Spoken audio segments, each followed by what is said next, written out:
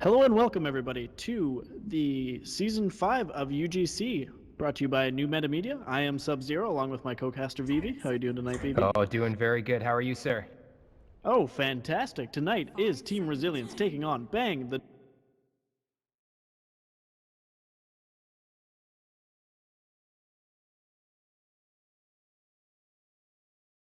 Games that were just filled with early game skirmishes that seemed to go on for minutes at a time. I was breathless by the end of it, to be honest, but I'm very excited to see what they have in store for us tonight. And Drums of War, newcomers in our books, but also very high hopes. with any doubt, it's going to be an exciting one. First, right off with the new picks here, we got Undying and Ancient Apparition Venomancer. Those are generally early game heroes that you want to kind of get that quick lockdown of a slow or a stun on and have some sort of early game skirmish, as we were talking about. So right away, we're going to see some sort of action, I hope, especially with this Undying pickup. Now, I haven't been watching the pro scene as much lately, but I've been seeing Venomancer picked up more and more, and I really like it. He's so versatile. He's got a lot of team fight. He can be played in the support, the mid, even I've seen him in position 1. It's great. I love it. Yeah, Carry Veno is definitely a lot of fun to play. Depends how the lane kind of goes with him, but usually it's one that you kind of have to worry about, especially if you see a Veno go mid. You get those early levels, and then all of a sudden with your ultimate there, you're throwing down Poison Novas, and you got to kind of look out because you wear down rather quick, and then he's just racking up kill after kill. Oh, and he's just the most annoying person to lane against. It's awful. Yeah, for sure. And Ember Spirit being picked up here, so you know what? We were talking about the Venom mid, but that's probably not going to happen anymore, as we do see Ember Spirit picked up. Ember Spirit being a hero that you see quite often now. He's basically always run mid lane. You really want that Ember Spirit propelling out early on so that you can start those early ganks, kind of get a little bit of farm early on just from those quick kills, get a Battle Fury online. Then you can send him to the jungle a little bit if you have some stacks up. Why not? Get that farm up, all of a sudden you're doing so much hit damage that the other team just really can't contest in a team fight. Also, you see an Ember Spirit picking up Boots of Travel quite often in Pro Scene and semi-amateur teams here. He jumps out, starts pushing the lane, picks up a Deso. So it's not just a team fight Ember Spirit anymore. So he is quite a versatile hero. Already was when he first came to Dota 2, but now even more as the playstyle's kind of changed. Reserve time. Spirit Breaker picked up now for Team Resilience, so even more impact early game, and we were really excited about Team Resilience being able to cast them again because of that early team fight that we do get to see. So Spirit Breaker being picked up, obviously that's going to be a huge change with that in combination with an Undying. What do you think? Are they going to lane together, or how's this going to work out? Oh, I've seen Undying Spirit Breaker more times than I can count recently. It's just aggressive. You do not want to be in the safe lane against that dual off lane. But I mean, at the same time, Spirit Breaker could be played as a solo off laner. Undying we sometimes see in the support position. It's really open-ended, and I find that Resilience tends to draft open-ended in the first couple of picks. These are kind of comfort picks for them, and then they can develop their strategy as they go. Yeah, for sure. And both of these heroes with a pretty solid win rate as it is going on. I mean, not a lot to come from this patch, as it's only been a couple days now. But Undying currently in this patch is closer to 60% on the win rate, which is not too bad at all, because he is that kind of semi-core support kind of hero. And then if you start to tank him up, if you get that Guardian Greaves online, he is a really tanky hero that you toss out the tombstone and the other opposing team starts to scramble. They just don't know what to do. Everybody wants to focus down the tombstone because that's what everybody's being told to do. But at the same time, he's stealing your strength, and the rest of the team, which will be Team Resilience, is going to be picking you off one by one. The minus armor is going to be really strong here from Team Resilience. We have Slardar with his ultimate, and we have Dazzle with his. So minus armor stacks really good against this Bristleback, really good against squishy heroes as well, as you can blow them up really quick. So great pickups here for Team Resilience. Yeah, Team Resilience is actually looking very tanky right now, and mostly physical damage. I'm wondering if Drums of War are going to be able to capitalize on this. I mean, Spirit Breaker and Slardar are obviously entirely physical. Undying, his tombstone is most of his damage, and of course Dazzle's just there to support. I wouldn't be surprised if Drums of War wanted to pick up maybe a Sven carry if they're putting the Venomancer in the support position, someone that can really just beef everybody up, or even something that's very hard to hit like an Enchantress. I'm very curious at this point. Team pick. Yeah, Sven being picked up a little bit more often. Not as much as we kind of normally see a couple patches ago, but definitely not a bad idea to get that hard right-click and carry. It's going to be pretty strong against a team like Team Resilience. having that little bit of extra armor too with the war cry is definitely a positive. In combination with the ancient apparition as well as the ember spirit, I mean, you get a Sven locking down, throws out his hammer, and then you get that you get the ice blast from ancient apparition against the tanky heroes on Team Resilience here. Slardar, Spirit Breaker, Undying. That's going to really shut them down and kind of start worrying about HP more than they normally would. Absolutely. Now let's assume that this Venomancer is a core. Let's say they ran a safe lane Ember Spirit, Bristleback offlane, and Veno mid. Just to throw an idea out there. How solid of a draft is this for Drums of War going up against Team Resilience's current lineup? I mean, they'll probably get another support if this is the case. If this is the case, then I feel that they're missing a little bit of lockdown. Sure, they have the damage output. Sure, they have the tankability, obviously, with the Bristle, but they're lacking that little bit of lockdown. And with a team like Team Resilience, they have 2 stuns already, 2 pretty good stuns that come up rather quick, as well as the slows and the savior of Dazzle. It's a strong lineup, but not as strong as Team Resilience, I'd say. Just with how they have things right now, they, like I said, they have damage output, but they're lacking the lockdown to really secure some of these kills. Yeah, I think so too. But right away, I think Veno and AA. I'm inclined to think Venomancer's a support because of the AA pickup. It's so common to see the Gale Cold Feet combination, and there you go. They pick up the Wind Ranger, and that's likely going to be their mid. So that's kind of what they need to. It might not be the mid. It could be. It's hard to say. Yeah, it could be the safe lane Ember. But even still, this is definitely a great pick that they need to pick up as a core. It has that lockdown. It has a little bit of extra damage output. Not really anything, huge impact until she starts picking up extra items like an Agnums or Maelstrom, what have you. But even still, that little bit of a shackle shot lockdown increases their kill potential so much. Absolutely. And so I think Resilience is going to be looking for a very solid mid laner here, something that can go toe-to-toe with the Wind Ranger if they assume that is who's going mid. It's a really tough matchup. I wouldn't be surprised if they picked up something that's totally out of sorts from the rest of their draft. Oh, no, I was going to say Queen of Pain, but there's the Axe, so there you have it. Going super tanky. Who do you think there's going to be the mid here for Team Resilience? Mid Spear Breaker? I'm not sure. I think Brave might... Oh, yeah, Brave is on... Interesting. Well, we have a quick pause coming out here. So right now we'll introduce on Team Resilience, sitting up north here on the Dire side. We have King MC, their captain, on the Dazzle. We have Palad on the Undying. Irvin Almighty on the Slardar. We have... Oh, they're changing their names like crazy. We have Shiro on the Spirit Breaker. And last but not least, we have Brave on the Axe. Radiant side, meanwhile, we have Garda on the Wind Ranger. Paper Plains on the Venomancer. Wolfos on the Bristleback. We have the stand-in Mister on the Ember Spirit, and the disconnect would be their captain Delta Fox Bravo.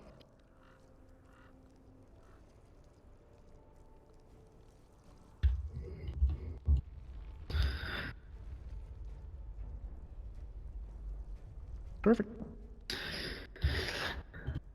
And it looks like their captain has disconnected shortly. So as we're talking about this, just coming out of the draft, who would you give this to currently right now here for game 1? Oh, this is rough. I actually, with the Wind Ranger pickup, I really do like Drums of War's lineup.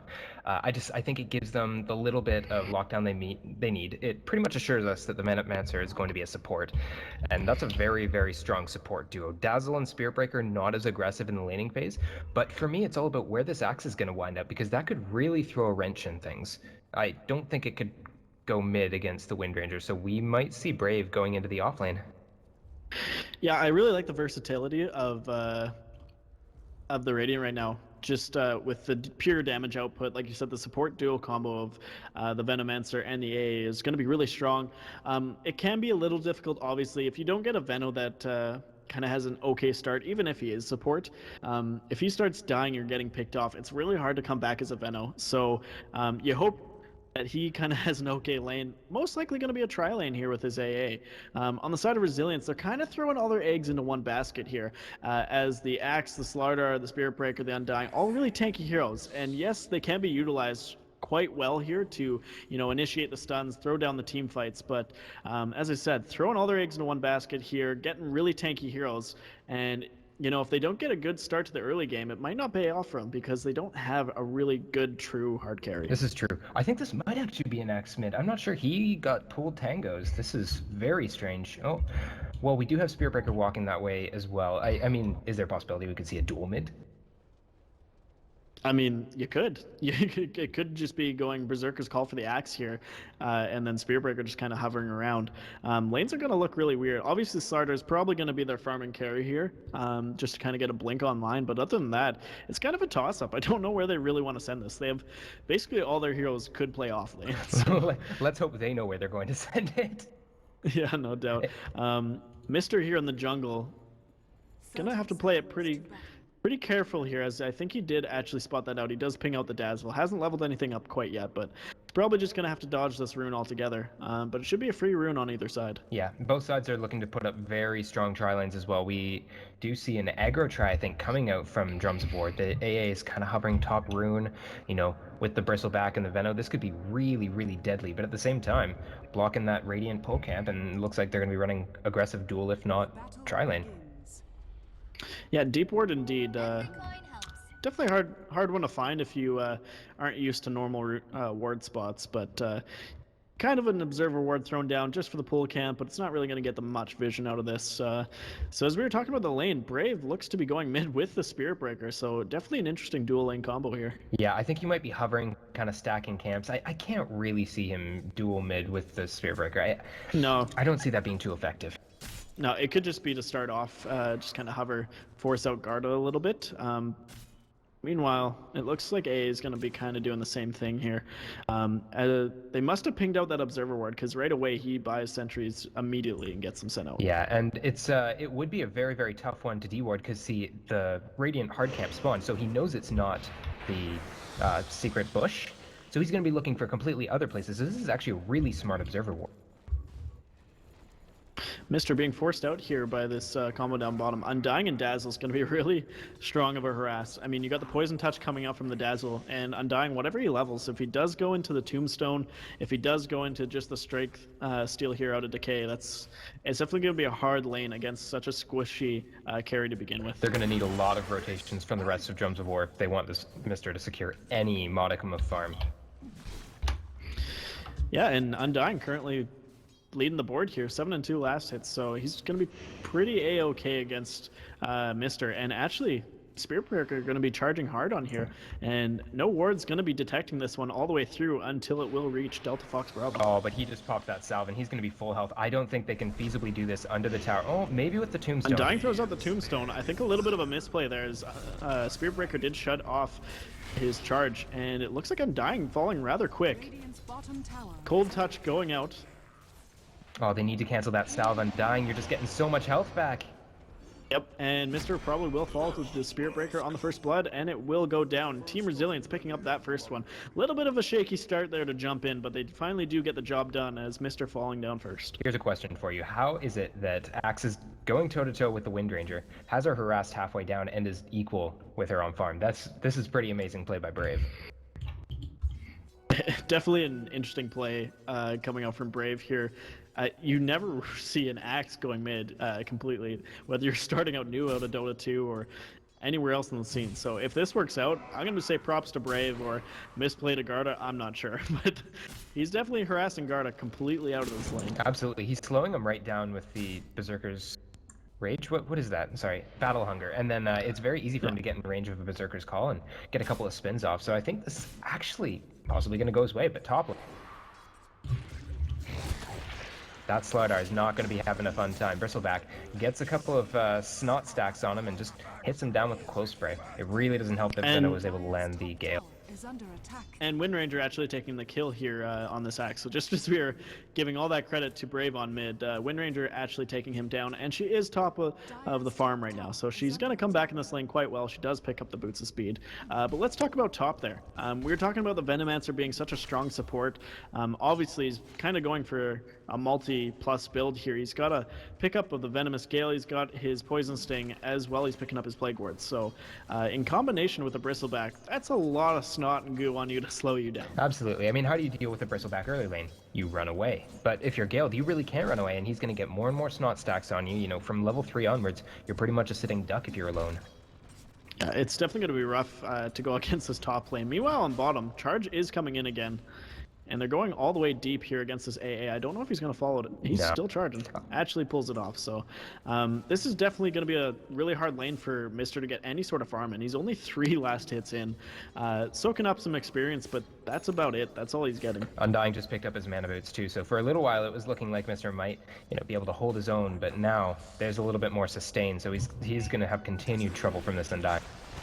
Up top, Snot and Plague Ward's going out again, and missed crush by the Slardar. Charge is coming out, but I think it's going to be too little too late as Slardar slowly being worn down. Mango even being used by the Bristleback just to take him down even faster. And, he's keeping his own right now. Wastes the salve to see if he can stay alive. He might actually get away in this one. I'm really surprised there was no TP support there, but I guess it all turned out for the better. Yeah, and Bristleback will be sent all the way back to his fountain, but doesn't trade his life for it, so... Slardar, suicide to neutrals. Buy something in suicide. It's pre 5 minutes, you can still get away with it. Axe actually taking down the Wind Ranger on mid, missed that one, but he has picked up the double damage rune from top, so Bottle on the Axe. Definitely an interesting build here coming out. I mean, it is a mid hero, but strange indeed.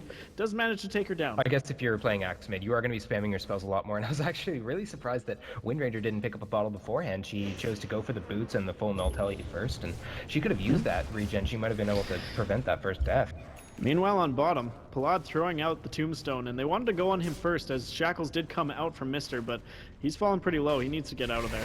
And also with Delta Force, they're kind of just trading last hits back and forth here, but neither team really wanted to secure a kill here as both of them getting back out with basically little to no health. That was a very toxic situation. I thought both of them were actually going to end up in the dirt, but everyone walks away, still safe. Now, as we talk about it, a Spirit Breaker. I mean, he's kind of a surprise pick whenever you see him come out in a draft. At what point do you go, oh, this game's really going to turn if we pick up a Spirit Breaker? I think it's... That kind of thinking is more something you see for niche picks, picks towards the end, but Spirit Breaker is something I think they picked it up second here. They're just really comfortable with running it in almost any situation. But it looks like they're going to be pincering mid here, or top. Charge going out, Axe running all the way up top to go on Paper Planes, and this should be a death on the Venomancer. It will be, and Wolfo should be able to get out with the TP. He does indeed. So quick pickup here on the support of the Venomancer. Brave rotating in, great rotation. He's got his Tranquil Boots, and you might see this Axe just kind of charge around the map until he gets his Blink Dagger. I think one thing we're not considering is for late game initiation into team fights. I think Resilience really does have the edge here. They have multiple Blink heroes and the Spirit Breaker, and Undying loves to just run into the middle of things right away as well. If you look at Drums of War, they don't really have much. I mean, if Venom picks up a Blink and blinks in and uses Poison Nova, maybe you can get a bit of initiation out of that, but I'm not too sure. Yeah, and farm coming out, it looks like just a huge stack from King MC here. This should indeed be a quad stack if he does land it properly. And doesn't look like it actually spawned, so still just a triple stack, but that's going to be a great pickup for the Axe.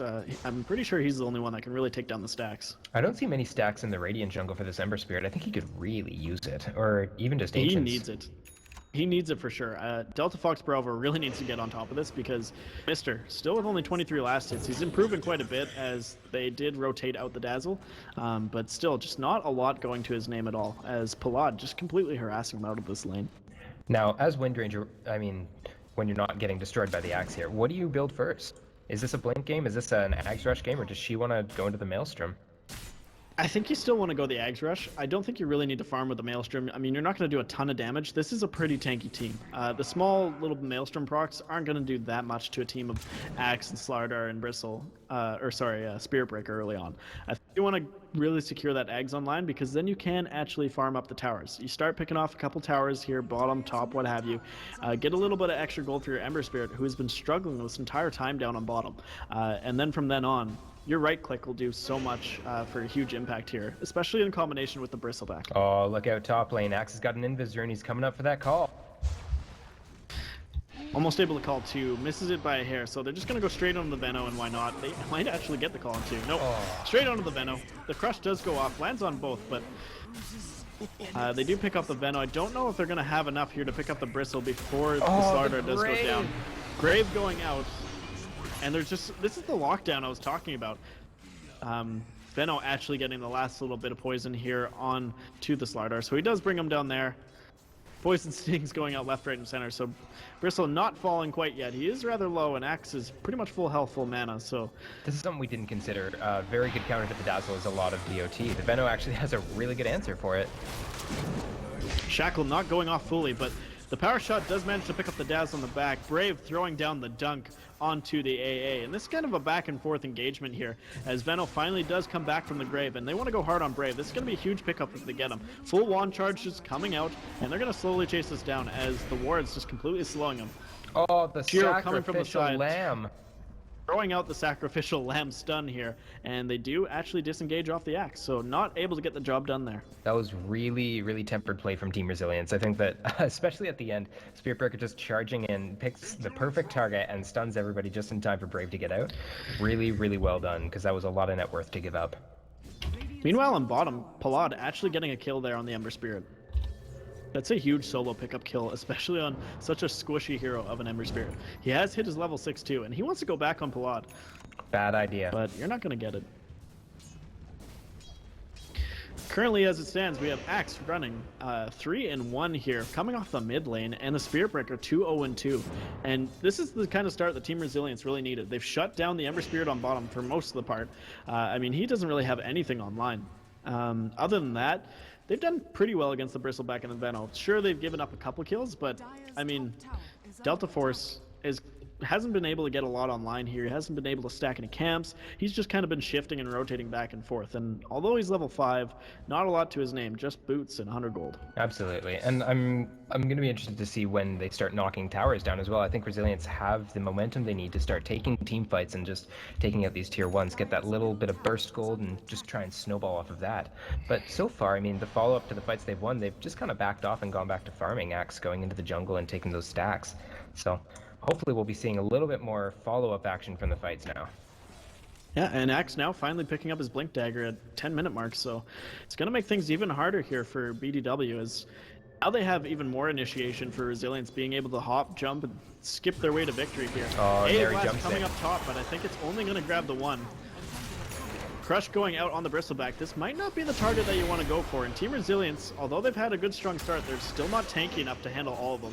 And Bristle will finally take down from the Quill Spray here. Manages to get the Slardar first, but he will finally drop down to the Undying. Spirit Breaker finally falling to the Venno. Axe blinking in, getting another beautiful call, throws down the dunk on the Venomancer, so that will be a 2-for-2 trade. And really, nobody getting the greater out of the other, because it's just kind of two tanky heroes against two kind of, you know, mid-game tanky heroes. So Axe jumping on Delta Fox Bravo again, and a blast coming out. This might actually kill the Axe as Wind Ranger does come in. That will finally kill him. So great turnaround here for the AA. I think he really overestimated his mana pool there. Axe, as soon as he used the Battle Hunger, he suddenly didn't have enough for his ultimate, and it took a couple of seconds. I guess he did finally tick up to enough, but not in time. The sneaky decay coming up from Palad there to grab the quick kill on the AA. So overall, that's just a trade of 1-for-1 there, but the whole team fight altogether, I mean, it took them a while to get that Bristle down, and it cost them a lot. Spirit Breaker going down, as well as the Slardar, those are two heroes that you don't want to see fall. Those heroes, you kind of want to keep propelling and keep them alive in team fights, because that's where they excel. Now, Ember Spirit, it looks like he's built a Wraith Band, and he's going into a Bracer. I'm really hoping he's not going for the Aquila Drums kind of recovery build, because I don't think he really needs to do it. He's had a rough start, granted, but hopefully he'll be able to get away with getting an early Battle Fury. Yeah, he might be neglecting it altogether until later on, but I still think you need to go for it because you need that farm up. And they throw down the ward, so they have spotted him out. They're rotating everybody in. Look out for Brave for the blink here. And does manage to get off the blink, but not the call. That was really well played by Ember. I can't believe he actually got his Fiery Bolus off right in the middle of Axe's animation. It's difficult to do, but a very high skill play. Beautiful bolus coming up from the Ember Spirit. And Axe coming in, blinking again on top of Garda. Even Undying coming in, expanding the Tombstone, and they want to chase this hard, as that AA blast does manage to catch everybody but Palad. They need to be careful as they're diving this tower. They're throwing out stun after stun, and Power Shot coming out. This Spirit Breaker probably... Nah, he won't go down. The Grave will save him, but they're chasing this even farther. Undying picking the kill, the first one on the Wind Ranger, but full TP support coming in, as Braves is start to be slowed down here. Undying in the back behind the tower wants to chase down the AA. And he should manage to pick up the kill, but probably will fall to the Ember Spirit. Not exactly the most worthy trade. Needs to be careful here as they still have their stuns up. Manages to get off the Poison Nova, but still alive, and they're all falling rather low. Unfortunately, Mister not able to get any more successful kills out of this as he has completely run out of mana. So it ends up just being a 3-for-1, even though they are so low. It was a very strange call by BDW. They chose to really delay the Bristleback and the Venom coming into that fight in favor of taking the top tier 1, which, granted, they got a top tier 1, but they did lose the fight, and I'm not sure if it's worth it at that point. If they'd gotten that Poison Nova off a little bit earlier, they might have been able to finish off a couple more heroes from Resilience. And a Blast going out trying to find whatever part of kill he can, but it's probably only going to glide past King MC as it's not going to do any sort of real damage. Ends up missing him as well. Huh. Took the long route for all these heroes. Yeah, absolutely. But I think overall, BDW really did play that fight well. They were hugging their tower. You know, we saw the Ancient Apparition just luring the Undying up toward the Magic Mountain for warding, and that secured another kill for the Ember Spirit, which is a great trade. You know, if you're trading off your AA for a kill on your carry, that's fantastic. Yeah, and you know, we've talked about Ember Spirit. He is so strong late game.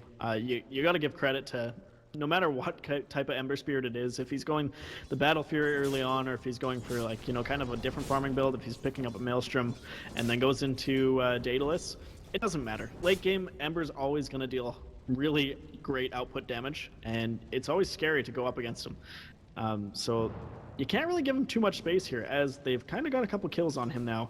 He's 2-2, and he's starting to farm a little bit more gradually. I'm hoping he's going to go for my favorite build, which is, of course, the 1 Battle Fury, 1 Boots of Travel, 4 Rapier. I don't see it very often.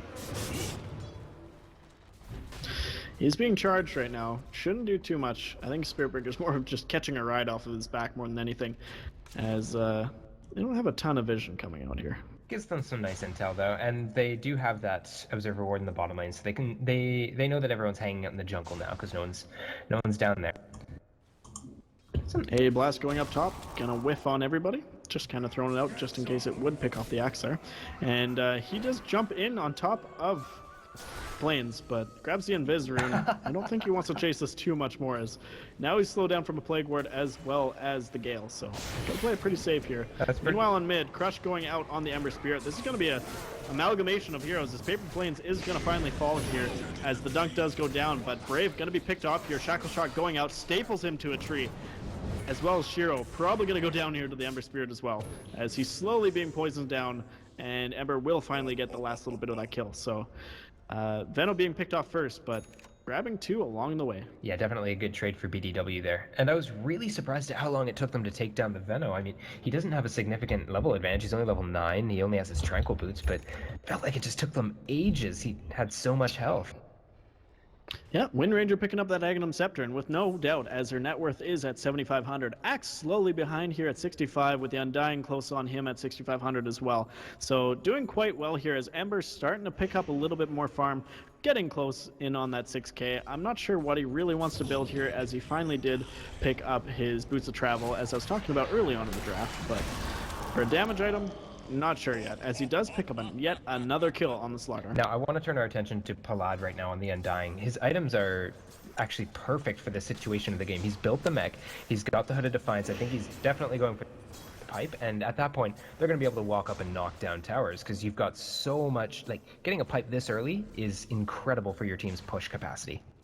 Yeah, whether you go for the pipe or the Guardian Grease for this Undying first, that's, like you said, so much pushing capacity. He'll be able to, you know, toss out either, and then they can just kind of walk up, take these, and finish these T2s, even take a great team fight. As we saw before, the Bristleback as well as the Poison Nova coming out, it's really starting to wear them down, and as long as they aren't hit by the Ice Blast, they can take all that damage and then throw out the mech, the Guardian Greaves, what have you, and then just turn the team fight completely.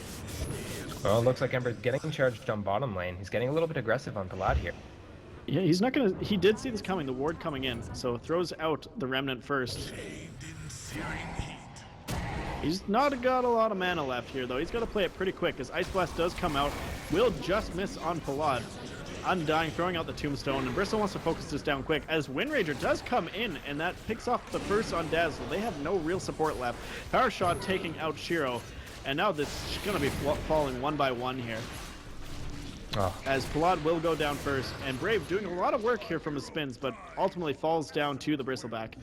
And that's going to be a 4-for-1. Just one measly support as the AA does fall before the team fight really got underway. But after all of it down, just not really worth it. No, I mean, throwing down the tombstone and everything committed, and couldn't pick off one good kill. Yeah, I think that was quite a sloppy engagement from Resilience. I mean, it resulted in over a 2k net worth swing. They shouldn't have chased the Ember that far. They did get scouted out, as you said, by the Observer Ward, and then if they don't have the pipe up yet on the Undying, they can't handle the AA Blast, the Venomancer Poison Nova. It's just too much. And Windranger actually got a perfect shackle off there, was able to finish off the Dazzle before anything else really happened, and then picked off the Bristleback, I think, with a power shot, if I'm not mistaken. Yeah, and that's that Aghanim Scepter coming into play. And although it doesn't really increase the damage, just the matter of it coming online so quick. I mean, she can take down a tower, she can take down a hero, take down a camp, and then turn and do the same thing again. So jumping right on that, like you said, beautiful shackle and just kind of wasting Dazzle away. So no grave going off, no extra bonus armor. That really hurts them. Meanwhile up top. Another risky fight breaking out here. Bristleback taking out the Slardar first, and Spiritbreaker throwing off the ult on Mister, and now it looks like he just wants to get the hell out of there.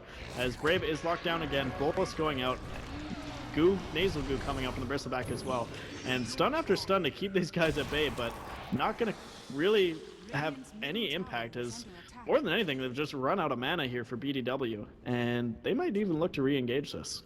Yeah, they're a little bit out of steam, and meanwhile bottom, it looks like Undying just getting picked off by that Windranger Focus Fire. Again, that Aghanim Scepter just doing so much work for them early. Now, Paper Planes, playing a pretty good game. I mean, died a little bit, but he's 2-5 and 11. He's been assisting on a lot of their kills, and with only 18 kills to show for it as well. That's really great play by their support here. Sitting at 2,500 gold, do you think he's going to go straight for that Aghanim Scepter? Well, I certainly hope he does. Either that, or sometimes people like to go for a Yule Scepter. You know, they can walk in a little bit faster, and then after they Nova, they can just throw themselves up in the air. It gives them a little bit more utility. I do like the Blink, though. Honestly, I think they're lacking a little bit of initiation. If you notice, most of these team fights either break out from a small skirmish that's already happening, or it's Resilience that are having the initiation, and I think that needs to change. BDW needs to start really, pushing this lead that they're creating. Yeah, and that's what we were talking about, the Windranger. Is she going to go for the Blink? Is she going to go for the Ag? She actually goes for the Aghanim Scepter first. She still has plenty of gold to boot to throw out that Blink dagger if she really wants it. But yeah, I agree with the Veno. If he does go for the Blink on the Veno, that's definitely a great pickup. Manages to pick up the point booster instead in the secret shop, so it will be the Aghanim Scepter first. But yeah, I'd still agree with the Blink dagger. Definitely a great item on the Venomancer. It looks like the Undying is going to be going for the Guardian Greaves first. He's already got 1,400 in the bank, and unless he's saving for buyback, unlikely. He could have had the pipe a long time ago. Yeah. And smoke play will be coming up as they're going to move down through the secret shop and towards the Radiant Jungle. Unfortunately, this is going to be kind of a wasted smoke here, as nobody's there at all. We have 2 in the base, and everybody else is up on top. Windranger actually picking up that Blink just as we were talking about it, so there's even more initiation for him. Oh, it's a good thing that the Radiant doesn't have an Observer Ward around their bottom, because otherwise they would have seen that ward go up from the Dire. And Windranger playing it pretty sneakily here. She has no idea that the smoke's out. But luckily for her, she doesn't have any of the Dire creeps coming in. And they're just going to make their way right across mid lane here, as orange pings are going out. They know something's up, and Garda finally being locked down here, as everything being used on her. Dunk finally going out, and it will snag her. 452 gold going to the Axe. But here comes the Cavalry Tombstone coming out. Oh my god. Strength coming out here for Decays on the Bristleback, and this is the work that you kind of need. Stuns going out. Look at him drop. That Decay doing a ton of work as the mech coming out, and now this is where we see the use of mech really strong. Paper Planes does come in, throws out the Poison Nova, and they're going to start to slowly wear down here, but they are still rather tanky. One's galore as the stun does go off on Paper Planes. Mister still quite a bit of mana, so they need to be careful as they can swing this rather quick. Axe going in down at the bottom and does manage to dunk the Ancient Apparition, as both of them running really low here. They need to get out before this Ember Spirit does finally find them out. Oh my god, Slardar, he was down to just like 20, he was down to 1 health and he had 1 tick left. Used his 1 charge, brought him to 25, and the last tick brought him back down to 1. Just the margins on that it's incredible. It's beyond statistics. Also want to point out Palad, middle of that, used his mech, and then flew the Guardian Greaves recipe and used the Guardian Greaves. Didn't see that one coming. I really think that's what changed the whole team fight for them there. A huge gold pickup here for Resilience, 2,400 in the bank for all of them. As we were talking about, the mech being used right in the middle of that team fight. I mean, you're right in the river. You're right by everybody that you need to heal up here. Tombstone out as Bristleback was trying to go so balls deep, trying to charge them, and just couldn't get the job done. I mean, he fell so quick, just with a matter of, I think it was 3 stacks of decay on him, and just couldn't bear it. You would have thought that Undying had his Aghanim Scepter from that, and it will be interesting to see if he picks that up after the pipe, just to get the 10 strength per hero per hit. It's not the greatest pickup anymore. It seems like nobody wants to go for the eggs, but I agree. It's so strong, especially in a game like this. I mean, you can really shut down the Bristleback, as well as their supports. I mean, Venno, by all means, isn't very tanky, unless he kind of goes for the core Venno. By all means, he'll grab some stats from a Aghanim Scepter, but, you know. He barely has 10 strength to begin with. Yeah. And Palad being jumped on here. Power shot going out as well. So close to being picked off here. Just needs one more right click, and that should do it. No! Ends up getting another strength gain, and until he goes down, manages to throw out the tombstone. And Slardar coming in does get off the stun, so that'll be 1 kill on the Ancient Apparition. Meanwhile, Shiro coming in on Garda to throw out a stun before the Slardar does go out. And everybody's starting to rotate in. It was Boots being used by Mister to TP right back in, and they want to go turn this completely right around as Ancient Apparition, the only one to fall here for BDW. Slardar definitely wins. Beautiful shackle shot here.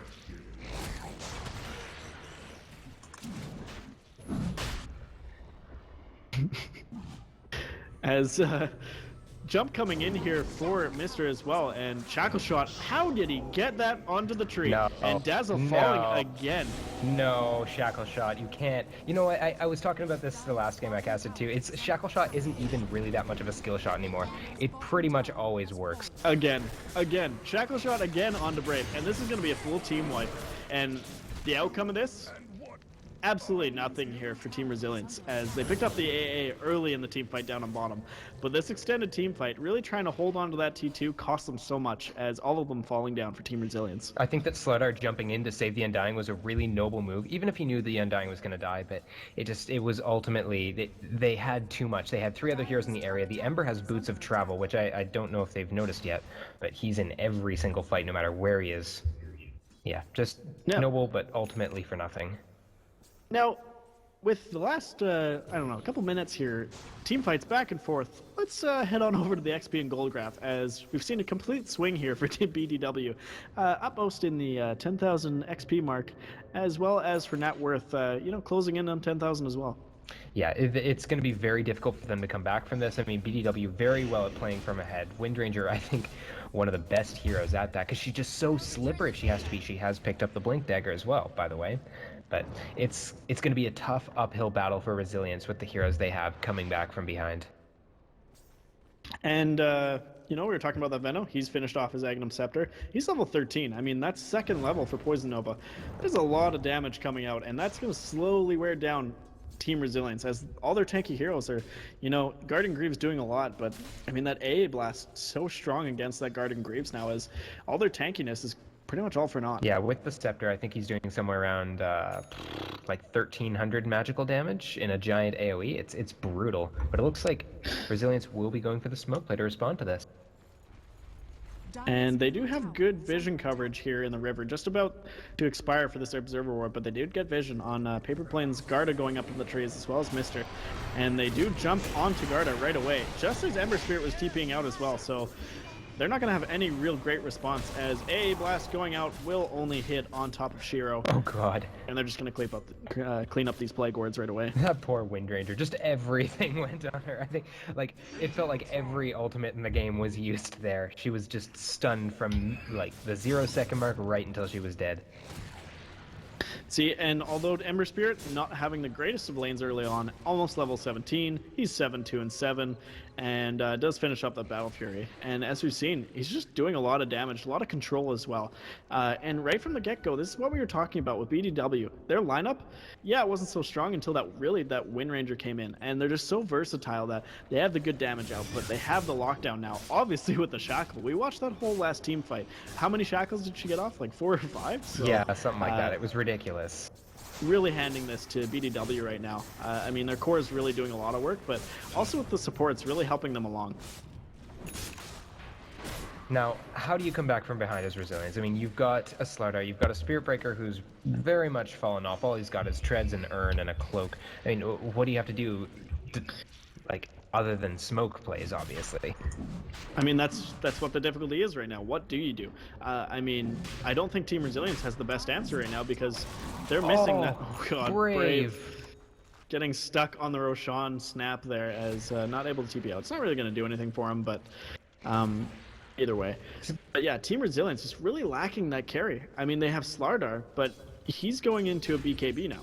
Where's their damage? Yeah, and he can't stand up to an Ember Spirit and a Wind Ranger by himself. Not to mention the Bristleback, who's essentially like a third carry right now. Do you see that? See what? Ember Spirit picking up a Blink Dagger. Interesting. So. Oh god. This is everybody imitating the pro scene. I've been in some debates about this. I don't think it's the greatest. Like, yes, you can get great boluses off or Searing Chains. Wait, which one is it? Oh yeah, the same thing. They were just called different right. things before. Yeah. Yeah, but it's something that was done recently. I think Alliance did it. Yeah, when they got beaten by Monkey Business, you saw their Ember Spirit pick up Blink as a first item, and everyone was kind of like, well, you know, it can work situationally, but it's definitely not a core item on him. I don't like it, personally. I don't. I really don't like it. Ember Spirit's that hero that, you know, he deals out so much damage late game. You need to continue with that. I mean, that's where all their damage is really coming from right now, apart from the Wind Ranger. They have those slow ticks from the Veno, as well as the A, but as soon as anybody's going to grab a BKB, which Slardar is getting pretty close to, you're kind of screwed. You're going to be lacking that damage, and that's where they need the Ember Spirit. So, I mean, we were talking about it before. They're lacking the initiation and everything, but they picked up that Blink Dagger from Wind Ranger. Now they have one on Ember Spirit. They're not really missing any initiation anymore. So we'll see how it plays out for them. Right now, BDW sitting in quite a comfortable lead. So, you know what? It's not really going to matter. But I guess when it comes down to it, the only problem I have with it is that it's kind of disinteresting more than anything. It's not interesting to watch. It's like, oh, he picked up a Blink. It's kind of like getting a Blink on Queen of Pain. Sure, it can work, it can do good things, but you've already got a pseudo Blink. What do you need one for? Yeah. And throwing out their third smoke here, Team Resilience really wanting to get things done, and each of their smokes has gotten them a pickoff. So, I mean, why not again? They don't really have any great vision coming out, as really their only observer wards are in their own jungle, and nobody's there right now. So slowly, as we see Brave coming in, and no, they had one more, so they do actually find the Veno. Four staff coming out, but they're all grouped together. They got to be careful here, as Bristol coming in. Oh man, I mean, Veno does actually get off the Poison Nova. That if they had a response there, that would have been huge. But Ember was pushing the tier 3 tower down on bottom. Doesn't get a ton of work done. I think they really could have capitalized if they were there, because that's damage city for the Ember Spirit. They're all grouped underneath that stair. Well, and look at Dazzle's health. He's already, even after the pipe, after the Guardian Greaves, he's down to half health, below half health. Easy kills. Ember Spirit pretty much out of mana. Managed to throw off the Searing Change. Oh no, Brave stuck on the cliff for now. Blinks in and does get off a beautiful call on top of Mister. And he's drawing him all the way back to his team. But the shackle shot on 2. Haven't died yet. Undying, throwing out the tombstone just kind of for safe measure here, and I don't think anything's really going to get done. Guardian Greaves going out, and Brave just misses the call on top of Mister. Running out of mana here, as Shiro will charge deep on him. Oh, it looks like they're going to pick off Mister, though. It's questionable that the axe went in there, but oh my god, that Sleight of Fist is actually going to finish off a couple of people from Team Resilience, and he's going to live through it. Oh my god. That double damage, man. That double damage. That's brutal. Too much work. Crush going off, so he does manage to take down the AA. Wind Ranger also falling down here. So they didn't trade for nothing. BKB being expended to try and get away from this Bristleback. But Mister back with full health and half his mana pool, so he's got to be careful here.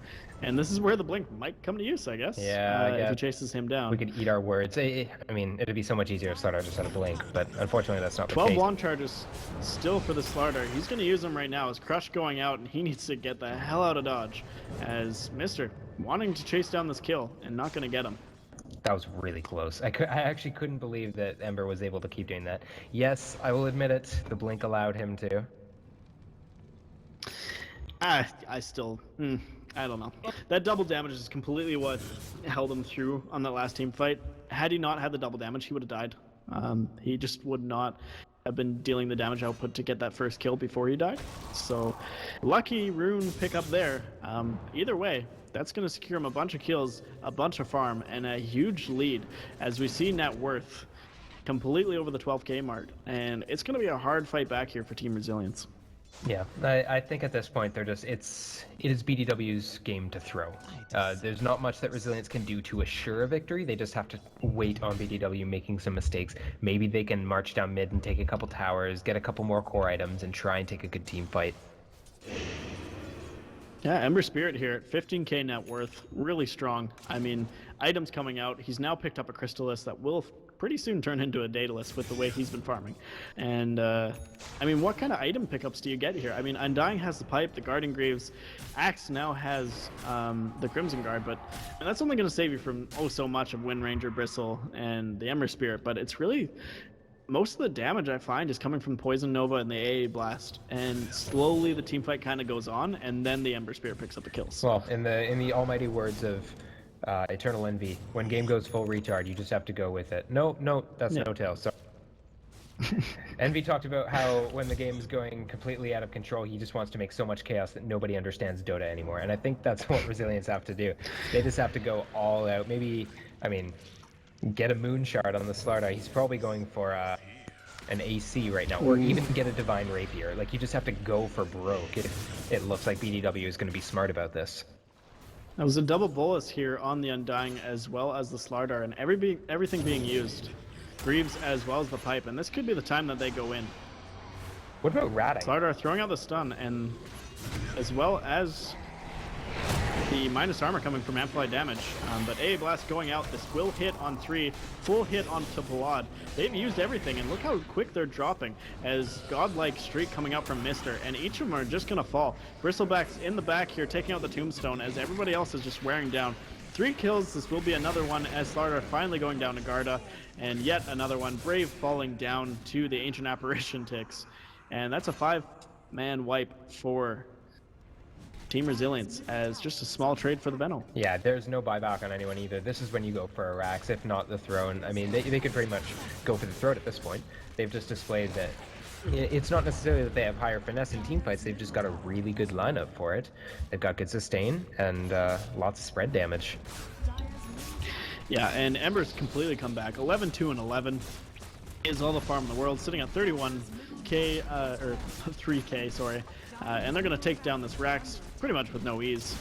And Blink 4 trying to get a little bit of extra bolus stun here, as some of them coming back here for Team Resilience, but too late, too little too late, as first set of Rax will be going down, and they're going to look to get another here. Oh yeah, easily. I mean, even when Axe comes back up, they can, now that there's no tier 3s, they can fight inside Resilience's base if they want.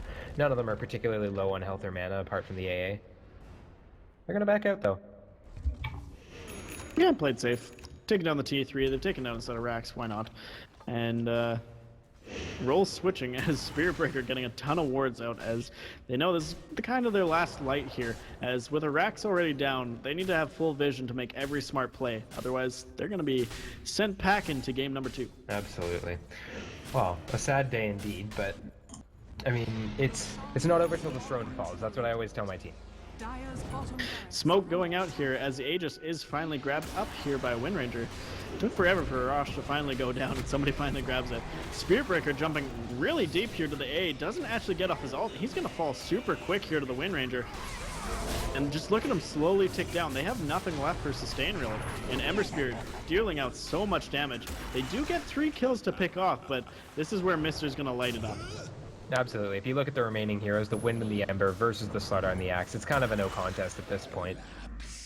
Bolus going out, and Slardar managing to throw out the Crush, but just kind of delaying the inevitable as he does finally fall. So that will be a 4 for 3. Buybacks here on the Dazzle and the Undying if they need it, but all full buybacks coming up from BDW if they really want to just kind of throw it. Yeah, Mister's just going for the second set of racks here, and unfortunately they don't have the tier 2 top, so they can't quite go for megas yet, but I think that Resilience might be losing a little bit of hope at this point. And buyback from an Undying, I don't know how good of a buyback that's going to be, as he does TP into his racks that were just lost. And Brave falling really quick to Garda, but that's just an Aegis. You've just sacrificed your life for just a measly Aegis, as Garda does come right back up, full health. And she's looking for the shackle. She'll get it. On top of Shiro. He's going to die. No more buybacks. And GG finally called here by Team Resilience in game 1. What a tragic way to end such an even game. I mean, for the first 15, 20 minutes, it almost seemed like nobody was ahead. There was just constant skirmishing. Both teams are sort of tiptoeing around each other and being on edge. But after a couple really good team fights for BDW, they just showed that with a couple more items, their spread damage was too much for Resilience to handle.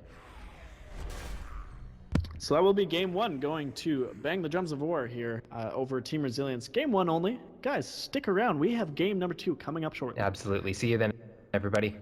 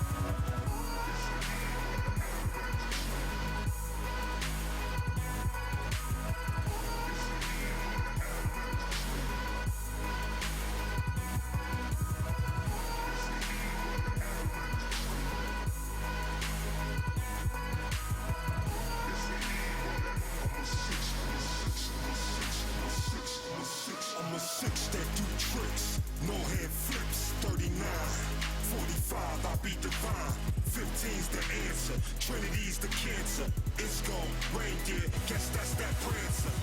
That's 40 lights shining in 40 ways. Cause I don't know no days, I just know solar rays. I break myself up, that's duality.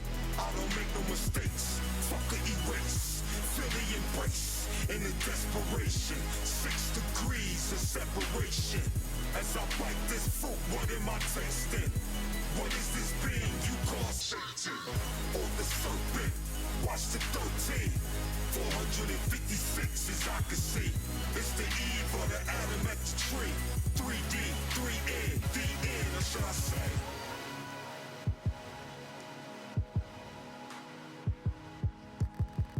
It's the eve of the Adam. It's the eve of the Adam at the tree.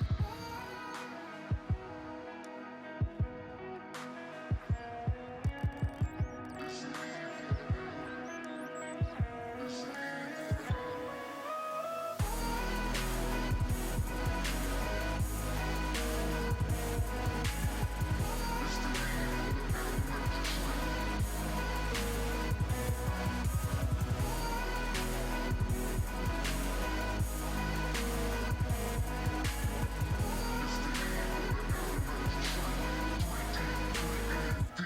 Should I say, it's the eve of the elementary tree. 3D, 3A, DN. It's the eve of the elementary tree. 3D, 3A, DN. It's the eve of the elementary tree. 3D, 3A, DN. It's the eve of the elementary tree. 3D, 3A, DN. Should I say?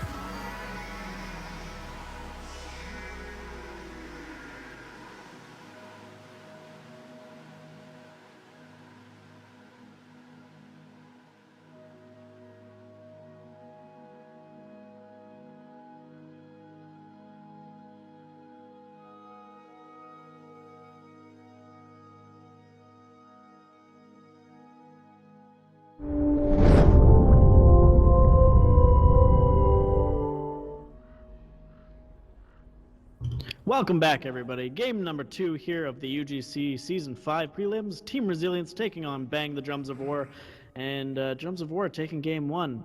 And, you know, the draft of versatility outweighs the draft of tankiness. Oh, God. Vivi, what'd you think of Game number 1? Wow, they banged the Drums of War, I'll tell you that much. That was pretty brutal. I mean, I did say I liked the bangs. I'm just tooting my profit horn right now.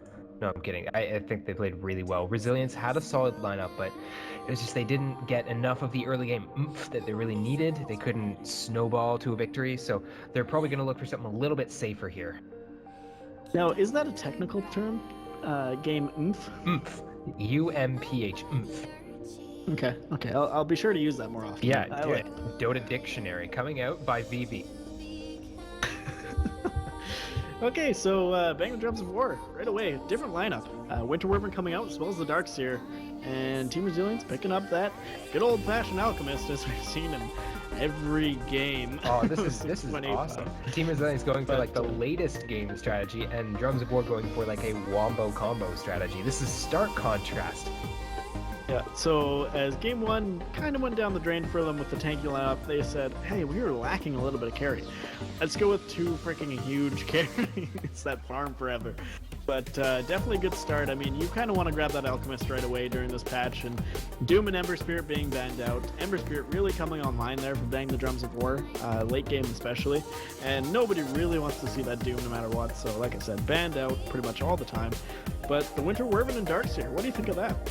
I mean, I like the wombo combo, honestly, but we'll have to see what else they pick for it.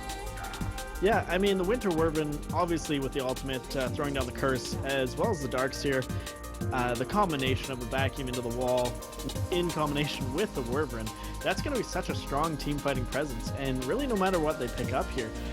Quap being banned out as well as the AAA, so they want to see any more combination coming out from Drums.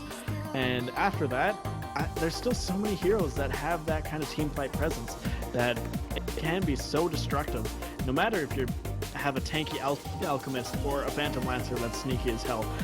So I'm really waiting to see what kind of interesting pickups here for Team Resilience, because they need some sustain. Even though with the Alchemist, the regen, they need something stronger. Crystal Maiden coming out. Now, Crystal Maiden is a hero that no matter what patch, you're going to see her picked up. She's so strong, obviously with the Frostbite, as well as the mana regen for every other hero. That being said, she is squishy as all hell, and tanky heroes like Darkseer, Winter Wyvern waiting for that team fight to happen. I really don't know if Crystal Maiden can come back. Yeah, she's always strong. You're absolutely right about that, and she's never quite overpowered. She's always kind of fits into some really nice niche strategies. She's pretty good at jungling if she has to, and like especially if you're going to be team fighting a lot or harassing a lot in lane. I mean, Alchemist with his acid spray left, right, and center, you're going to want a lot of arcane aura. Just get that right in there. But for Drums of War, I'm not sure. I feel like she is very squishy and could be picked off quite easily. They don't even have any carry coming out from Drums of War yet, and I'm already scared for this Maiden's life. Yeah. Just with the teamfight presence, like we were talking, Crystal Maiden's going to come out no matter what. She's so strong in the lane, she can jungle, she can do whatever. But in a teamfight, I'm just already scared for her. I just don't know where she's going to sit. She can't sit in the back and hope to God that, the rest of her team does the work for her and wait for the regen. Especially now there's a Slark pickup. God. Oh, that's capitalization central. Slark's going to be booking around the trees waiting for that pick off of a Maiden, and you got to be damn careful. So now they have huge lockdown. They have, in combination with the Darkseer and the Wyvern, ultimate team fight, and Drums of War completely changing their draft. And I'm already liking it 3 picks in. Before, they didn't look to have the greatest lineup. They had a little bit of versatility in game 1, and the Wind Ranger really kind of sealed the deal for them. But 3 picks in, and I'm already kind of handing it to him. So I'm guessing that Brave is going to be playing this Alchemist. Now, I haven't seen him play this hero, but if he has practiced on it, it's really difficult to find a hero that can contest it in lane, besides, like, the Earthshaker I found is actually a really good mid hero against the Alchemist, and that's banned out. So I can't wait to see their mid pickup for Drums of War. This is going to be very, very interesting. Yeah, the return pick here is the Phoenix here for Resilience, and you know what? It's actually a really solid pickup because you look at Drums of War, Slark has to steal a lot of essence here to get quick right clicks, unless you see him build an Assault or a Moonshard, which you don't really often see. So Phoenix Egg is going to be pretty strong here, as it's not going to fall rather quick, and that's where Alchemist and Phantom Lancer can get those sort of pickoffs. I'm really kind of throwing down here on Team Resilience. It's not that they have a bad lineup, it's just that Drums of War, strong lineup right now, but the Alchemist, he's always going to farm. He's always going to come back in a game. I want to apologize right now to all of our viewers. I'm trying to run tech at the same time, and I had our music going up until about 10 seconds ago, and it was probably very loud and annoying. You have every right to hate me for it. That being said, yes, Dazzle is a very interesting pickup. But again, doesn't fit, like, after this Darkseer Winter Wyvern, I was expecting more AoE follow-up for this combo, the Vacuum Winter's Curse. It's looking like they're going for more of a single pickoff for the latter half of their draft so far. Dazzle's definitely a good pickup, though. You throw the Shallow Grave on Slark, and he can still kind of dominate throughout a team fight. He just will not go down, and plus the regen, obviously. True. But the minus armor coming out is really going to focus in on that Alchemist. This Phantom Lancer is definitely an strange pick that you just don't expect too often, because I'm not sure, like, the Alchemist has been going mid a lot lately in, like, pub games and everything, but I'm not sure where you want to shift him here. You want this Alchemist to get good farm, and he really has to dominate mid lane to get that good farm, because if he's zoned out, he can't go to jungle yet. He's just not tanky enough. So they have to have their lanes down and know them well for this to really work out. The Phoenix probably going to go in the off lane here, so this PL's kind of got the choice between the two. Obviously with the new Doppelganger, you can kind of get away from any kind of gank, but I don't know. It's going to be difficult. They really need to have their lanes locked down. You also can't really get away from the Ion Shell. So if the Darkseer is able to meet the Phantom Lancer in lane, he's going to have a difficult time farming, at least for the first 10 minutes or so. So I'm expecting the Crystal Maiden to kind of babysit the Phantom Lancer and keep the Darkseer at bay, maybe nuke down whatever creep gets Ion Shelled and kind of go from there. Great sustain coming out here for Drums of War. Darkseer obviously going to probably build a Guardian Greaves. Winter Wyvern with the Cold Embrace, as well as Slark's natural regen. And Dazzle, why not throw in a little bit of extra healing here, as well as Shallow Grave for more sustain. So Drums of War, not only have they got a great team fight, they just might not even die. And they just don't die. It worked with Dazzle last time. The Shallow Grave saved so many lives for Team Resilience. But when Dazzle wasn't around, I mean, they kind of got shut down. But Dazzle's still a really great support hero to kind of keep the team fights going, keep the ganks going. So I like the lineup coming out from Drums of War for sure. Yeah. Yeah, it's good. They still need, what do they need? They need their mid laner most likely, and ooh, there's so many things. The Wind Ranger isn't banned out. They could just pick that right up again. I mean, unless Resilience wants to pick that up, and that might be what's going through their minds right now. It worked out for them last time, and they don't really have any for sure stuns. They have pretty decent lockdown here for Drums of War, but yeah, if they pick up that Wind Ranger again, that's staple into trees, and Venomancer being picked up for Resilience. So I haven't seen them pick up a Veno in the past, have you? Someone picked up a Veno in the last game, but I don't remember who it was.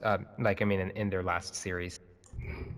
Vivi, I'd like to point out that an Invoker was just picked. This is, I feel a warm fuzziness in the middle of my chest right now. I don't quite know how to explain it.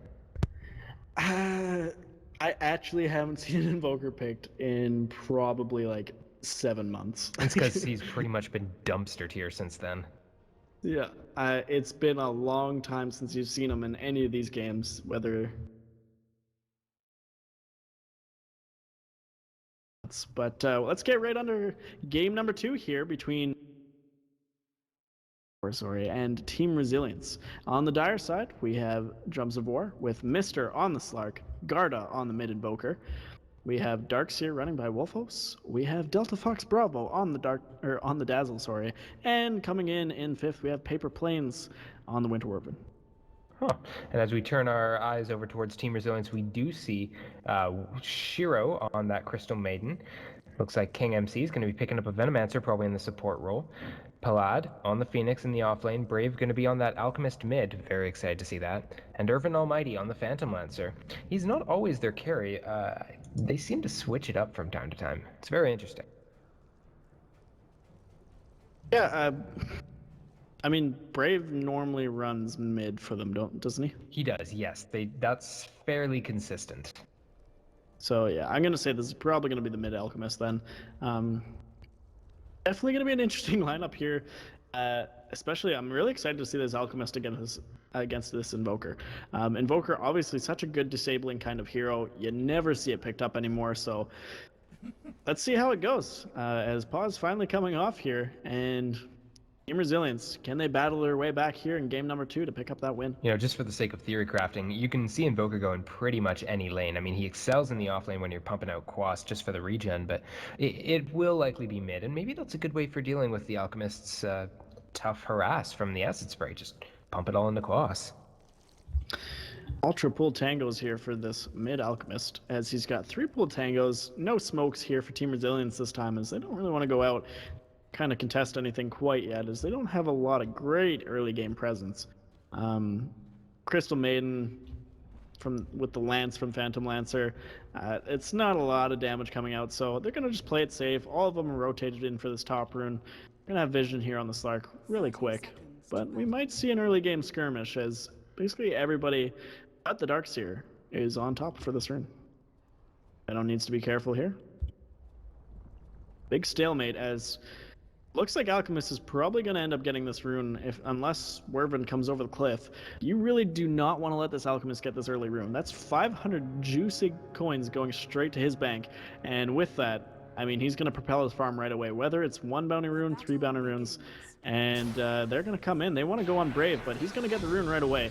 And Frostbite going out on the Dazzle. He's falling pretty low, actually, and this is going to be First Blood going to Brave. So with the bounty rune as well as First Blood, it's a lot of gold for an Alchemist. I think when you're up against an Alchemist, obviously, you know, they go with the greed. They try and get the first rune to get that quick bottle or whatever it is that they choose to get. In this case, yeah, it's the bottle.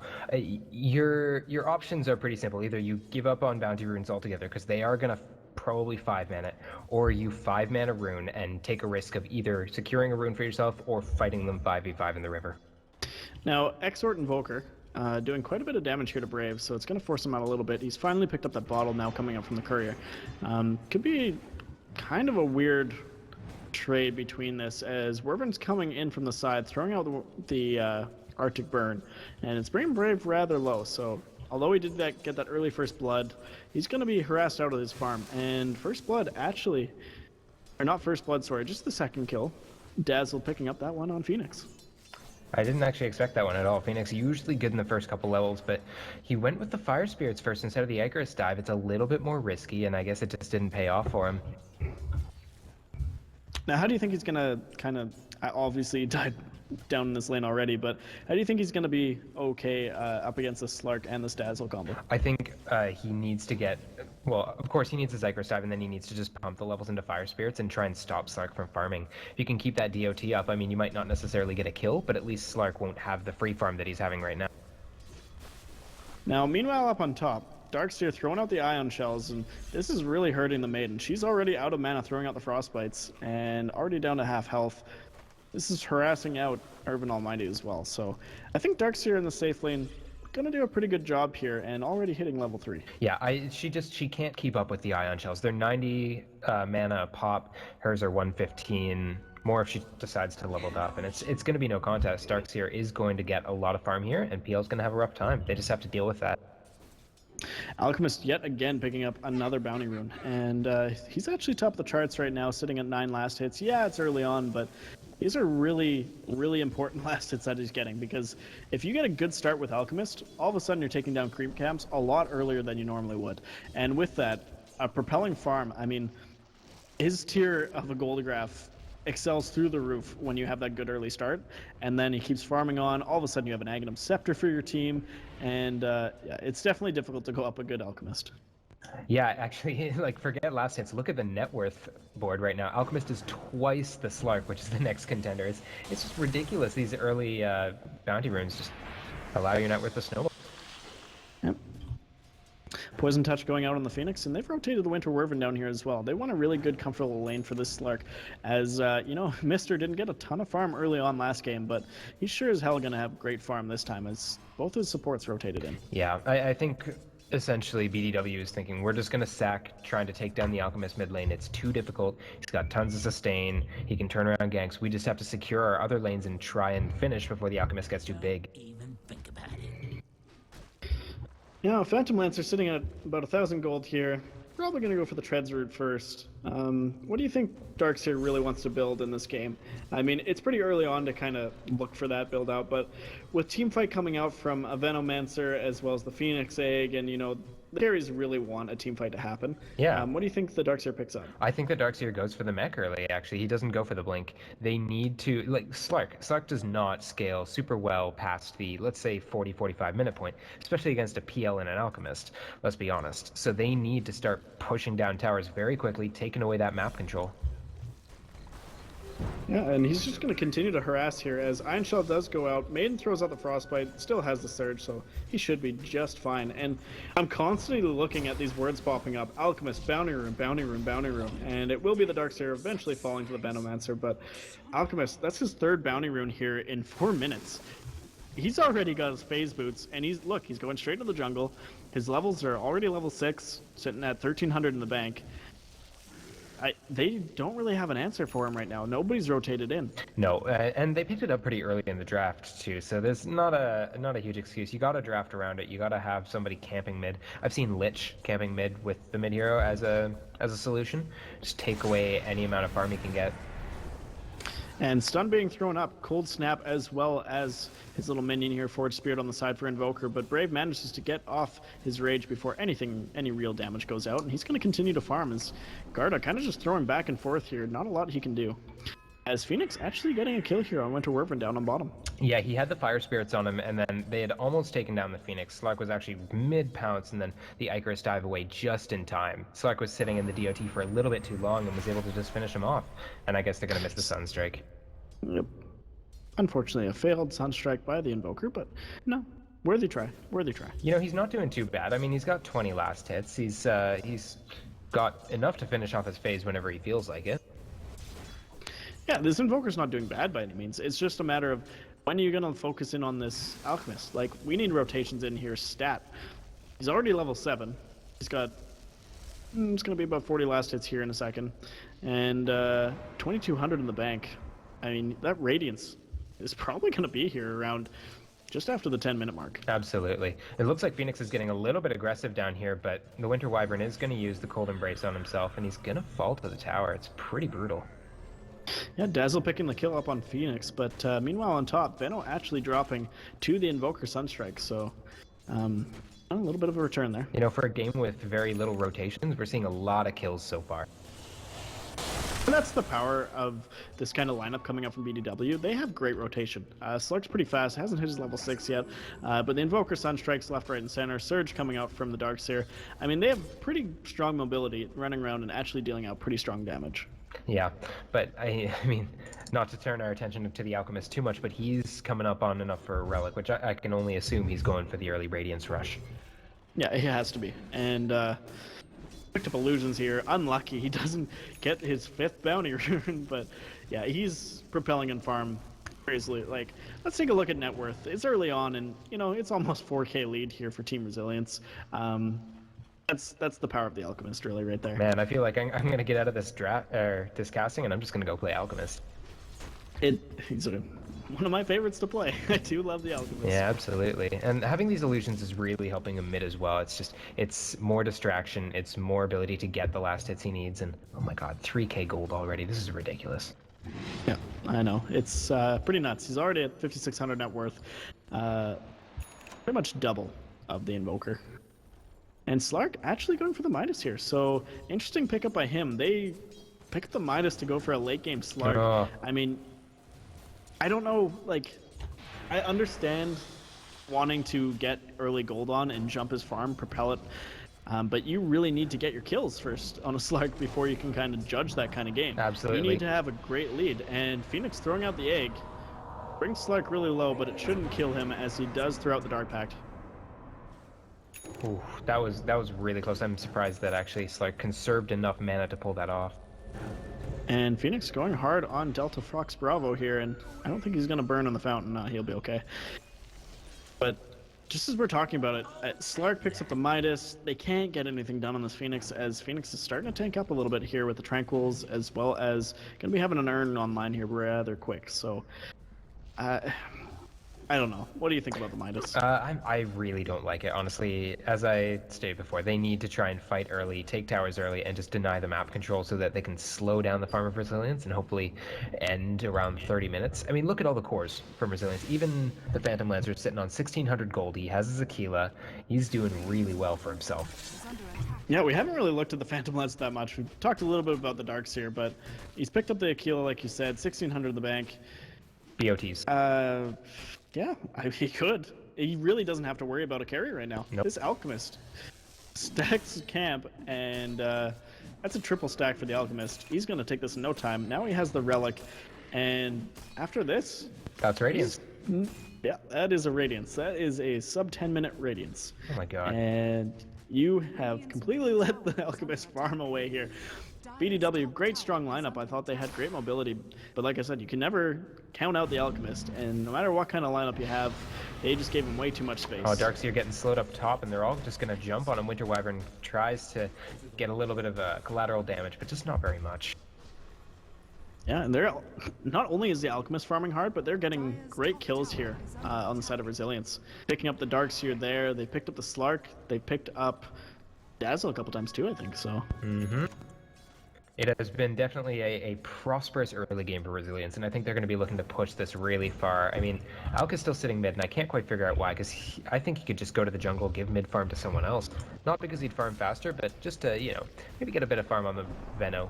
He is going to go on Invoker. He's also bullying out this Invoker quite a bit, and they've rotated the Darkseer in now too. He doesn't have his Rage up for another 15 seconds, so he's going to have to play it pretty safe and get out. And they want to charge on him as they've rotated everybody in. Misses the pounce on Mister there. Vacuum wall vacuum used as well, not grabbing the Alchemist. So misplay on there. Venomancer actually picking up a kill on the Dazzle. Brought him pretty low though. He's gonna have to walk back to base. He's still holding on to a Mango, you know, just for that first early team fight, I guess. Pops his ultimate. This is I just don't know really how to call this game right now, as Alchemist just so much farm that you're almost ready to say, look, Drums of War, you're not focusing them down. What are you gonna have later on? What are you gonna have? Because Slark is gonna die to Phoenix. You didn't expect that. jumps into the pit there, and Roshan has had enough of people invading his frickin' home. He's tired of that shit. Get off my lawn! Unlucky bash, definitely. Yeah, he was going for the ultimate there, definitely. I mean, it was off cooldown. I think he had enough mana, but just that bash. And Alchemist will get the kill just before the Invoker does actually get him down with the Forge Spirit. For the Alchemist, but Dire's bottom tower it's hard to call this game.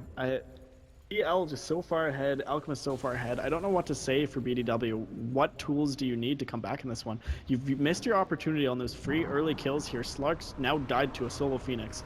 Egg being used, it's going to bring Dazzle down pretty low. Well, I think that one of the best things they can do is just block all of the Radiant jungle so that Alchemist can't farm in there and just turn around in 5-man. Because they do have decent 5-man. They have... Oh, actually, Darkseer hasn't even leveled up his wall yet, so he needs to get that first of all. They've almost got the Winter's Curse. It's like 20 experience away from up on top. Frostbite going out, and the Wyvern will fall to Shiro on the Crystal Maiden. Alchemist picking up an armlet. You mean a bracer? No, he picked up armlet. Wait, oh, is it on the courier? No, Alchemist just picked up armlet. Oh, I was looking at Phantom Lancer, my mistake.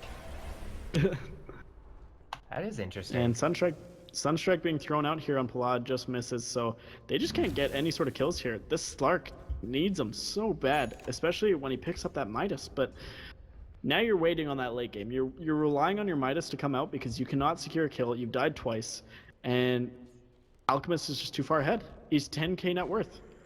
Yeah, it's pretty disgusting. And I mean, next in line is the Phantom Lancer, who has picked up his boots of travel. He will be jumping all over the place finding safe farm, but the Maiden ult comes out trying to pick up that Slark. It's gonna die to the Phoenix DOT. Sunstrike being used again for not able to really grab any sort of kill here on Palad. And with Aaron coming out, he's gonna heal right back up. Rotated their 2 supports down here on bottom, but it's not going to save you for much, as Slark's now died for his 3rd time. Invoker's still sitting mid. He's picked up a Midas of his own as well. And I just don't understand the whole let's go late game, as Dazzle falling low again, and the Fire Spirit's coming out. Don't think it'll kill him with a Cold Embrace as well. But they've rotated in the Phantom Lancer. Irvin Almighty coming down on bottom. He's got Boots of Travel, as you said before, with the Aquila and the drums. He's also got a recipe for... Oh, never mind, that's not his. Someone's got a mech recipe coming out. I think that might be Phoenix. Yeah, it's the Phoenix that completes the mech. He's got the buckler and the headdress on right now, so that's even more sustained for an already team that was not going to die. Oh, it was the drums that just came out for the Phantom Lancer. I was wondering why his gold was so low, but yeah, with that, they're just going to be able to march up to towers and feel pretty confident in beating them down. Winter Wyvern can't really do too much here, as he's pretty much just going to throw out the splinters just to kind of sort of harass, keep them at bay as long as possible until finally do take down the tower. Brave now with the armlet, sitting at 2,500 gold, and he's kind of just going, he's picking up a DD rune right now too. And this could be a charge for bottom tower as well as mid, as they have lots of damage dealers coming out. Yeah, if you're Resilience, I think you feel pretty confident taking this bottom tower. They don't want to rotate everybody from BDW down because you're just going to be leaving the Alchemist alone. So Phantom Lancer's pretty bold right now. He can just beat on this thing. Alchemist also going for a Shadow Blade. He's picked up the amulet now with all that gold, and he's gonna have it right now, actually, 1,475. So he's going hard on the Invoker, and he's gonna grab that kill. But he might fall here. He's slowly falling to the armlet, but he should be able to get out. Yeah, uses his bottle, rages back up, so he'll be just fine. Grabs a kill of his own. He's gonna take mid tower. Meanwhile, on bottom, killing spree for the Phoenix as Wyvern does go down to the egg.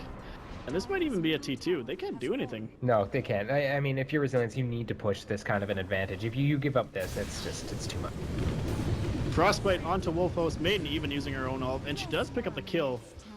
Greedy little Maiden against the Grievel's gold of the Alchemist.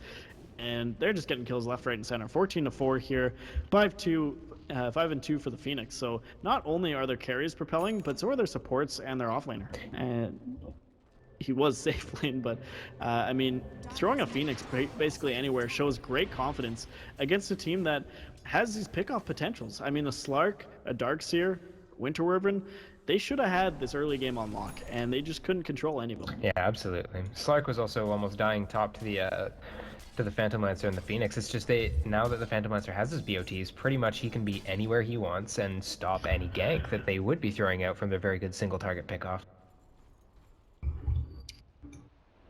Taking a look here at gold, it's 15k in net worth at 16 minutes.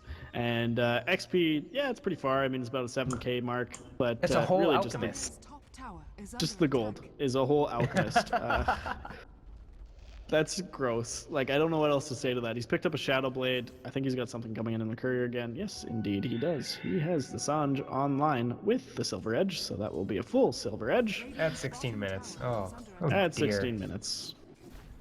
Oh my. Yeah, he's got 162 last hits at 16 minutes. This is a really well-practiced farming Alk. And props to Brave. Alchemist is such a bitch hero right now, but buddy, you're farming him quite well, and I gotta give some props to him. Absolutely. It's kind of like when I saw a really good Leshrac in 6.84.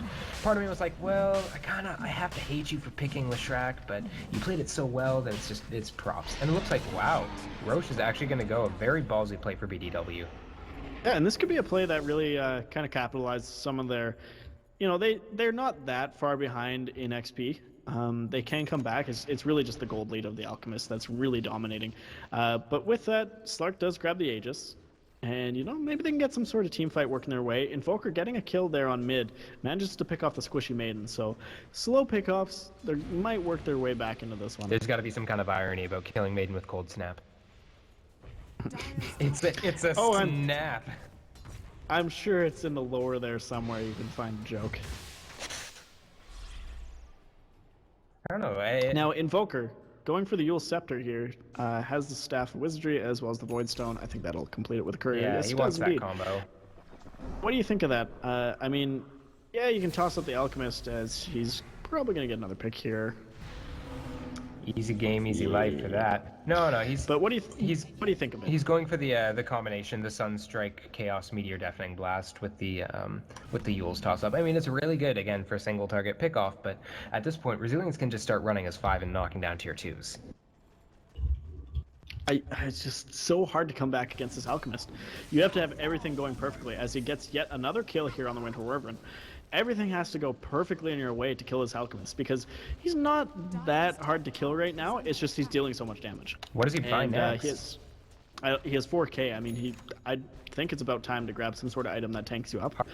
I mean, I guess. I don't know what else to say. I've been farmed on an Alchemist this much like once probably in my Dota career. So it's 18 minutes and you have this kind of a lead, 20k lead on an Alchemist. That just doesn't really happen. You have to find some way to shut him down, whether that's blocking camps, rotating everybody to get a kill on him. Something has to be done because this is stupid. He's gotten so many runes in the early game to propel his farm, and now they can't stop him. And he's got 5,300 in the bank. Is he flying something out here on the courier? I'm sorry, he had like 3k just a minute ago when we started talking. Oh, I know. This is power of the Alchemist. I also, I gotta say, I love how when he kills a hero, it counts for Greevil's Greed. It's like, oh, you're a creep too. I'm just gonna take you as well. It's basically all they are to him right now is he's just hitting way too hard. Radiance plus the Armlet, plus the Silver Edge. Now he's going for, oh, look at that. He just picked up a Moon Shard. Why not? And most of an AC. It's 19 minutes in. I'm just gonna grab a Moon Shard and then, just sell it actually and grab the AC instead because I haven't really decided what I want to do with my farm yet because I have so much. Accidental Moon Shard purchase. Alchemist problems. Pretty much just spitting in your face, unfortunately, for BDW because, yeah, they unfortunately didn't lock him down at all. And Darkseer has picked up the mech, so work by Wolfos there to, secure them into this game just in case there is some sort of mistakes because everybody, this is Dota. Team Resilience, they're way ahead, but shit does happen. And mistakes do happen. Garda falling pretty low here to the Spirits. Grave going out, not really needed. But Alchemist is going to get a kill here on Mr. just probably off the Radiance alone. And, they want to go on him. As the wall does come out, Poison Nova being expended by King MC. And Alchemist waiting a little bit here. Oh, God. That could be a dead PL as... Oh no, Crystal Maiden actually picking up a kill here on Dazzle. Nobody actually falling here for Team Resilience yet. Slark going down, Winter Wyvern going down. They're going to chase this down. This should be probably just GG, as the base will be cracked. right after the Invoker will fall down. They're just kind of toying with them. We'll just say Maiden's the And consolation Alchemist. prize. Alchemist getting the kill, and that's a 20-minute GG. Well played by Team Resilience. That's exactly what they needed for their comeback, and completely spitting on BDW Oh, as... okay, wait. Before you continue, No quickly rotations. predict Alk's GPM. I'm going to say 1150. Yeah, I'm just going to agree with you. I can't really... I've never seen that propel of that kind of farm that quick. That was just nuts. Close. 1100. So very freaking close. Oh my goodness. 7-1-4 in the Alchemist, but 219 last hits and freaking 6 bounty runes? Whatever it was ridiculous. Ladies and gentlemen, this is an Alchemist. This is Dota. This is what is fun to play when you're playing it, and this is what friggin' sucks if you're against it.